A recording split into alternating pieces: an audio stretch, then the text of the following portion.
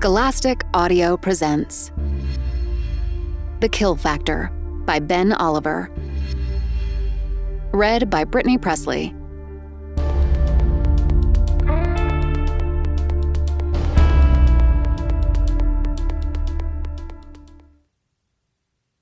Sucks, huh? The girl said, turning her head to face the horizon, where a massive cruise ship was materializing. Yeah, Emerson agreed. I'm never, by the way, the tall girl said. Never? Emerson repeated. Never what? No, that's my name. My name is Never. Actually, my full name is Never Again Jones because after my mom gave birth to me, she vowed never to have another kid again.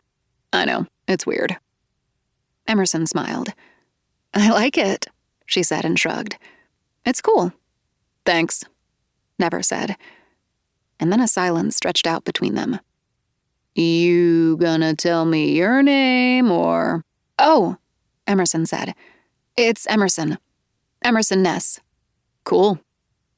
Well, this is strange, huh, Emerson Ness? At least one of us is going to go to jail for the rest of our lives. Probably both of us. If you're lucky, a male voice to the girl's right said. Emerson and Never turned to see a boy seated on a low wall, his head lowered and his sandy blonde hair hanging over his face. He was a burrower. That much was obvious. But he was wearing a white shirt and black suit jacket. They were ill-fitting and discolored, and the jacket had a rip up the back, but it was still 100 times more impressive than most burrowers' clothes. What do you mean, lucky? Never asked. How is life imprisonment lucky? Slowly, the boy raised his head. He was beautiful in a waifish kind of way, with intense and intelligent eyes, and a half-smile that left you wondering if he was lying to you. I mean, this show isn't going to be just a popularity contest. It's going to be about survival. Never looked at Emerson and raised her eyebrows. How do you mean? Like, surviving? He replied, half laughing. Staying alive? Sure, Never said, rolling her eyes. Believe me, don't believe me, it doesn't matter. And how come you know so much about it, Skinny? Never asked. I just do. Whatever, Never said, turning away from the boy. Whatever is right, the boy said, standing up and brushing dust off his suit jacket, shouldering his backpack.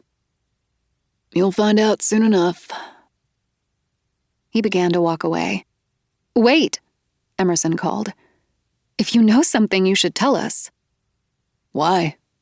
The boy said, not turning around. Once the game starts, we're not going to be friends. It's everyone for themselves. He walked away then, one hand holding onto the strap of his raggedy backpack, and he stood on the edge of the dock, watching the enormous ship come slowly in, his baggy black trousers rustling in the breeze. Weird dude, Never said. Yeah, Emerson agreed. But she felt unnerved all the same. Time passed slowly as the docks filled with young contestants. Most of the kids who showed up were burrowers with torn clothing and emaciated faces. But there were some topsiders too. When 5:30 a.m. came around, it became clear that the boat they would be boarding was the enormous cruise ship that was being stocked up by drones and automatons. The ship was gargantuan. When it had come to a vertigo-inducing stop beside the silent crowd of 50 or so young contestants, Emerson felt dwarfed by it, almost scared of it. It was at least 500 feet tall, and so long that Emerson couldn't see the far side from where she stood near the bow.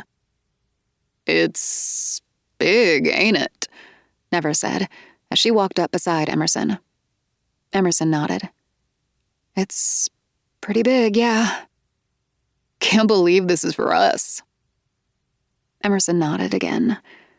Despite the looming specter of the show, despite the possibility of life imprisonment, she could not help but be excited at the prospect of boarding this colossal ship, of sailing out into the open water for the first time in her life.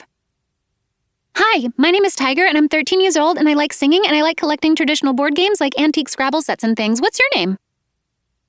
Emerson and Never turned around at the sound of the machine gun-like speech of the little blonde topsider with her hair in uneven braids, who had sidled silently up to them. "She talking to us?" Never asked.